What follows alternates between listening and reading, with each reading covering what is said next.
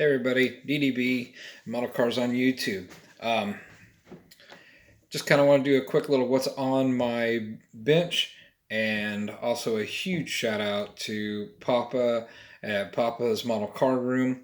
I've been meaning to thank him specifically over my last two videos, and both times I forgot to write down the name of his channel.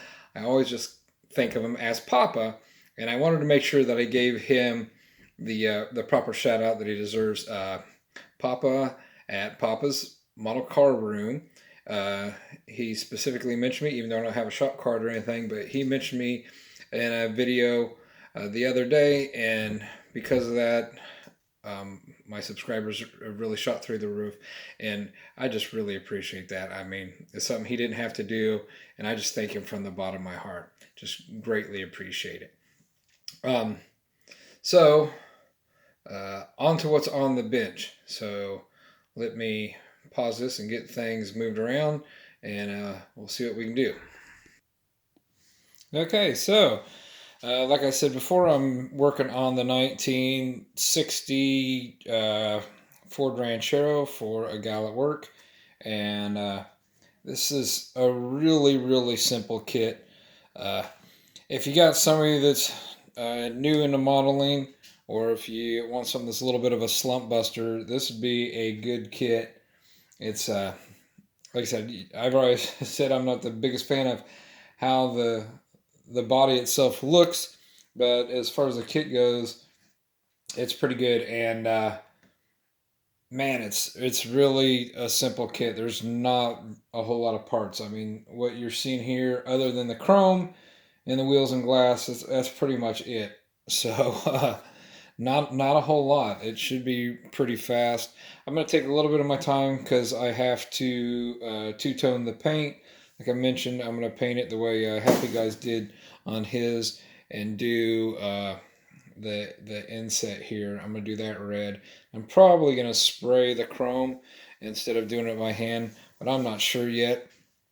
Um, so we'll see as far as that goes.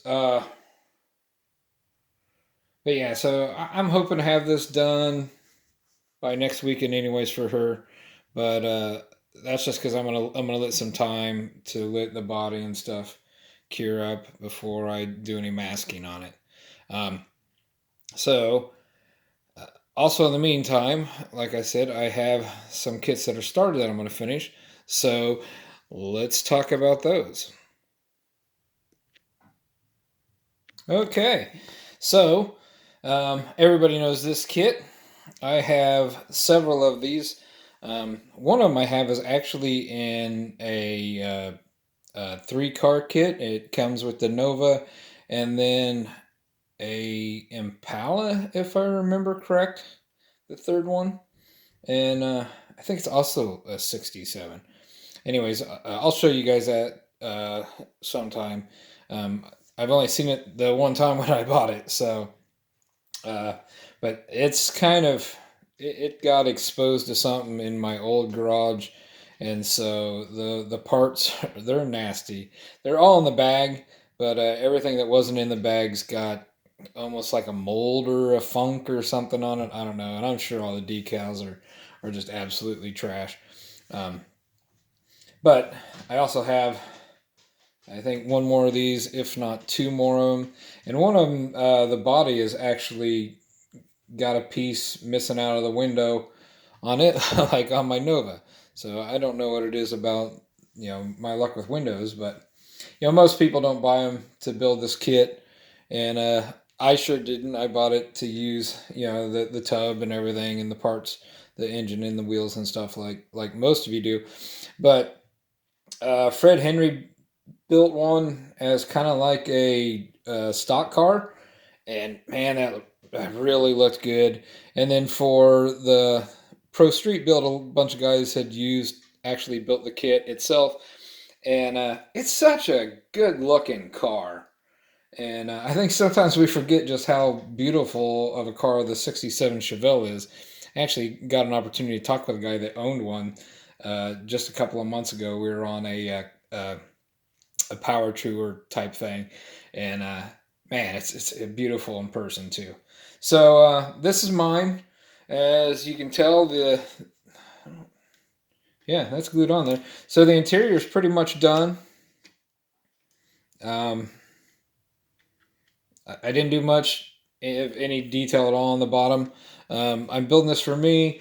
I figured at least one of my kits I would build as the actual 67 Chevelle, and wanted to do it box stock just to make it look nice.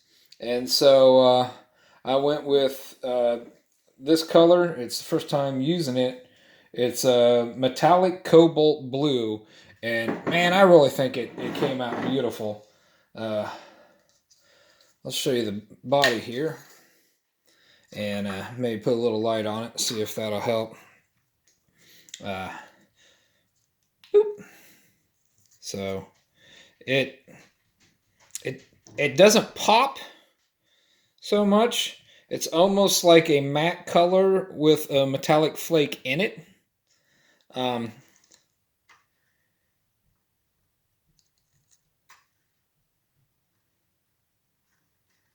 I'd say more of a semi-gloss than a matte, but it's not a gloss. That's for sure. Of course, you could polish her up and really make it shine, but I think that's going to look really good with the gold. And this is, well, here's my engine. I don't have the chrome on it, and I got some detail painting left to do, like the starter and some stuff. Uh, but yeah, I went kind of crazy with the gold.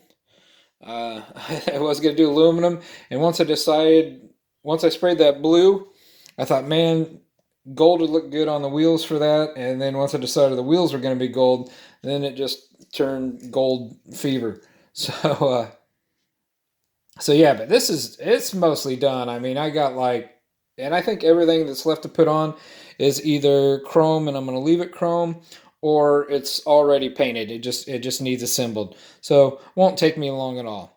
Um, but that's not it. I've got one more. Okay, so this is the final one I'm going to show you guys. The 1970 Chevy Chevelle SS. This one I'm also building box stock, and this one, like the last one, is I'm pretty sure everything's painted. I might have like a couple of hoses or something that need a little bit of paint on it, and but other than that, this is box stock. So absolutely, once again, I love this color. Um, I'll put the light on it again so you can get a little bit better, maybe tell. Uh, yeah, very pretty. So this is a tester's paint. Sadly, I don't know as if there's anything left in this can, but I got another one that's brand new, never been opened. Brand new in the fact that it's never been used, not brand new in that I bought it. These are good 20-year-old paints, if not older. Uh, Also, I went through a lot of my older paints when I got my hobby stuff back out, and of course, some of them were pretty much no good. As far as the little bottle paints, I had a bunch of Master Detail or something like that. It's one of them that's discontinued now. A lot of really good paints, and some Boyd paints. And I found they're all enamels. I found you put a little bit of paint thinner in there and mix them up really good, and then once you get it towards back to liquid and shake it up really good, they work just as fine as they were. So sometimes that old paint like that can be brought back to life. So yeah, I got that. Oh, I guess I didn't tell you what color that was. Sorry, that label's got a big X through it for some reason. Green metal flake. Pretty simple. 1630 if you guys want to know the code off of that. So, yeah, really happy with the way that paint came out. I painted this in one of the buildings at work this past winter because it's heated and it's well ventilated and stuff. And so I that's why I got some bodies and stuff that were done. A lot of the painting, actually, all the painting together, I did pretty much uh, during my lunch breaks. Instead of eating, I'd paint. So got the back bumper. I got the body painted, the body color on the bottom part of it because it's all one piece. So I actually looked ahead and got that taken care of and squared away. Kind of proud of myself for that. The interiors got quite a bit for me of the gauges and stuff done, um, painting and things. So I did a lot of experimental stuff with this. I used the gel pens. Not a big fan of the gel pen because, man, if it ain't dry, you just take it right off without even noticing. The other thing, too, is I wish I would have got that seam taken care of and the molding spots a little bit better before I put it in there, but who knows how well it'll be seen once the actual glass and everything's put in there. You know how the interior gets pretty shadowy. Uh, Engine's red. It's got a little more of the detail painting done than the other one. So this one's a lot closer to getting put together and done, except for I think I'm doing the fuel injected or whatever, the big box on top of it. And it's the first time I've ever built that. So got a little bit of work there to do. Did a little bit of detail paint on the lines and stuff on the inner fenders. The firewalls in the box, I did the lines and stuff on it. This I'm really proud of. So the wheels that come, these are the two wheel options on this. You have the rallies, which I was never a big fan of. If you do the proper painting stuff on them, you can make them look pretty good, but I was just never a big rally wheel fan. Everybody used them. Everybody had their own version of that, and just I'm also not the biggest fan of these, but they came with a kit, and at the time I was planning on building it out of the box. But now I've actually acquired quite a bit of rims and wheels, and so. But I'm going to go ahead and stick with it. I did the work for it. So the holes are in here. I don't know if you can tell that, but uh, they're not actually drilled out when you get them. So I took the little thumb drills, the little finger drill, and just sit there and drilled out each one of those holes through there, and then did the black washing. I think it looks really good. I don't know how it'll look, once I get it all put on, because like I said, I'm not the biggest fan of them, but I'm gonna roll with them. Uh, and I think I'll put the white dual stripes, the rally stripes on this body because I think the black will be too dark. It's too dark of a green to have the black striping on it. But yeah. So as you can tell, I've got plenty of stuff to do, but none of it I think will take me too awful long. So hopefully over the next couple of days, I'll be showing this and the Chevelle. If any of you guys had a sharp eye, you might have noticed my Chevelle sitting there in the background in some of my other videos. Uh, so this one, like I said, I did a lot of painting over the winter, and I was still living in my old house, and so still didn't have a lot of stuff to do, so got it packed up, moved. And then when I got out, I just, I don't know why it's easier for me to start a new kit than it is to finish an older one. So, but I keep telling myself every time I buy new kits, I'm like, before I start anything, I'm gonna get these older ones done. I have two more that are pretty close to being done. Actually, I do have one in here. I won't show you though. I'll just show you the kit. It's one of those testers, and you can see how crappy it is from my old garage. But yeah, this is probably 95% complete too.